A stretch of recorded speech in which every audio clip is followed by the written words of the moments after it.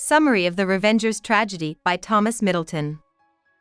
The main character of the play, Vindice, walks onto the stage holding the skull of his dead fiancée, Gloriana. She was killed by the Duke almost 10 years ago as a punishment for turning down his advances. Vindice swears in the dark to get even with the Duke and his group as they walk by. Hippolito, Vindice's brother, agrees to help him carry out his cruel justice when they meet. A horny son of the Duke, Lussurioso, asked Hippolito to find a pander, a modern word for pimp, to help him win the heart of a very pure virgin. Vindice sees a chance and disguises himself as Piatto the pander to take on Lussurioso's task. To his horror, the virgin is Castiza, who is the sister of both him and Hippolito. At the same time, Junior brother, who is the Duchess's son but not the Duke's, is being tried for raping Antonio's good wife. The Duke won't forgive Junior brother, so the Duchess plans to get back at her husband by having an affair with Spirio, his jerk of a son. Spirio agrees to the Duchess' plan, but it's more because he's mad at his father for not being his real father than because he likes her. The Duchess's other two sons, Ambizioso and Supervacuo, promise to help their younger brother get out of jail. They also want to be powerful. Sadly, Antonio's wife kills herself because she feels bad about being raped. Vindice goes to see Castiza as Piatto the pander and tries to convince her to give up her virginity for Lussurioso by using his persuasive skills. In return, all he gets is a smack on the face, which he secretly likes because it shows how much his sister cares about her pride. But since he is playing Piatto, he looks at Graciana, his and Castiza's mother. Vindice begs her and tells her he will change Castiza's mind if she takes the money. To his horror, Graciana accepts. While telling Lussurioso that his visit went mostly well, Vindice secretly reiterates his plan to kill both the Duke and the Duke's son. It is said that the Duchess is cuckolding the Duke by having an affair with Spirio, and Hippolito tells Vindice about it. Vindice tells Lussurioso this information to keep him from going to Castiza. When Lussurioso breaks into the Duchess's room, he finds her with the Duke instead of Spirio. The Duke puts Lussurioso in jail because he thinks his own son is trying to do something treasonous. Supervacuo and Ambizioso act like they want the Duke to be kind to Lussurioso while really they just want to kill him faster. The Duke knows they want to do something important, so he sends them to bring a death warrant to the jail. The guards think it's for Junior brother, but it's really for them. At the same time, the Duke quickly frees Lussurioso. When the Duke hears about how good the pander is, he asks Piatto, Vindice, to find him a virgin as well. Vindice and Hippolito come up with a clever and cruel plan. They will dress Gloriana's head up as a real woman, put poison in her mouth, and then get the Duke to kiss her. Their plan works exactly, and as extra revenge, they make sure that the Duke's last moments are spent watching the Duchess and Spirio do something wrong.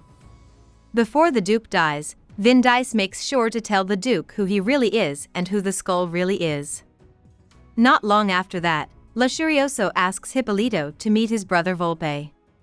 When they meet again, Lussurioso asks Vindice to kill Piatto the pander, which makes Vindice and Hippolito secretly laugh. Vindice and Hippolito come up with yet another brilliant plan. They will dress the Duke as Piatto and act like they are going to kill him. They think that once Lussurioso sees it's not the Duke, he will think that Piatto killed the Duke and switched clothes to help him get away. Before putting this plan into action, Hippolito and Vindice, now without masks, visit Graciana and force her to admit she is wicked. When she says she is sorry, they put their swords away and praise her for changing her ways. He then brings Lussurioso to the body of the Duke, which is dressed in Piatto's clothes. Their plan works out just right, and the Duke's son does exactly what they wanted. Realizing that he has risen to the top of the court, Lussurioso plans a party to celebrate his new position as Duke while acting to be sad about the death of his father.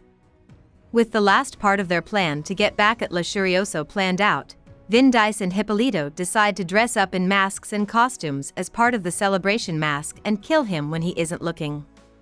As soon as Lussurioso is crowned, the revels start with a feast. Lussurioso sees a bright star in the sky, which is normally a sign of bad things to come, but he tells himself that it can't be real because he was just made duke.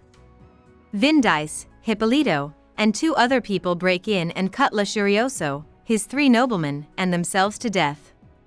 Spurio, Supervacuo, and Ambitioso all show up almost right away with the same deadly plans. When they saw that Lussurioso was already dead, they turned on each other and quickly killed each other. Vindice gets down on his knees next to Lussurioso, who is taking his last breaths, and happily tells him who he really is. When Antonio and his guards hear the noise, they rush in and are shocked to see a bloodbath. He quickly becomes clear as the obvious choice to take over the dukedom. Antonio wants to know what happened, and Vindice has to tell him what he did that led to the bloodshed. Vindice is shocked when Antonio puts him and Hippolito to death right away because he thinks they might be planning to kill Antonio too. Vindice is happy with his fate because he got his payback. Antonio hopes that when the brothers are carried away, all of the misery and treason will come to an end.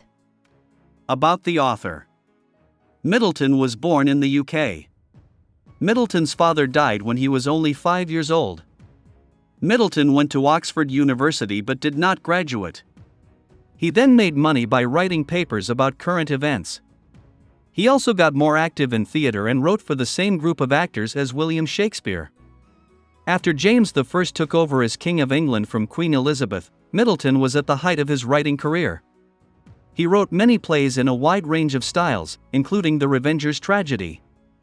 In 1624, he put on a satirical play called A Game of Chess about the relationship between England and Spain for the king. However, it was later banned because the Spanish minister complained. It is thought that Middleton drove himself into exile to escape punishment or, at the very least, to stop releasing any more dramatic work. He was very involved in public life, though, and was the City of London's chronologer from 1620 until his death in 1627. Hope we summarized it fully and you liked it. Please hit the like button and subscribe to our channel so that we are motivated to create more videos.